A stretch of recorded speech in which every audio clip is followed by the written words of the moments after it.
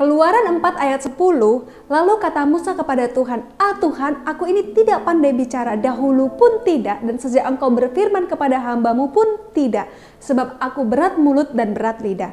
Seringkali kekurangan kita menjadi alasan buat kita untuk tidak ambil bagian dalam pelayanan.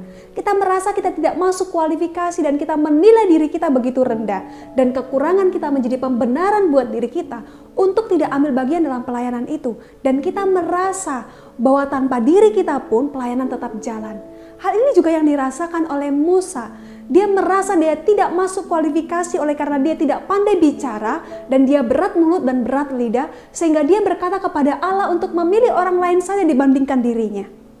Tetapi seringkali dalam kehidupan kita nggak fair dengan Tuhan. Kalau berbicara mengenai pekerjaan, meskipun itu tidak bidang kita berjuang sedemikian rupa karena itu mencakup mengenai kebutuhan kita. Tetapi kalau berbicara mengenai pelayanan, kita merasa kita nggak perlu berjuang keras karena masih banyak orang lain yang bisa terjun dalam pelayanan tersebut. Padahal ketika Allah meminta kita masuk di dalam sebuah pelayanan, bukankah itu menjadi suatu hak yang istimewa yang kita dapatkan? Tetapi seringkali oleh karena penilaian diri kita yang begitu kurang, yang begitu rendah, dan kita merasa kita tidak masuk kualifikasi, sehingga membuat kita tidak mau terjun di dalam pelayanan tersebut.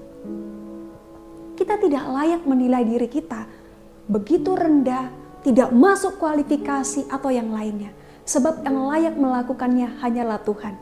Ketika Allah memilih kita untuk masuk di dalam bagian pelayanannya, berarti Allah sudah menilai diri kita dan memampukan kita untuk melakukannya.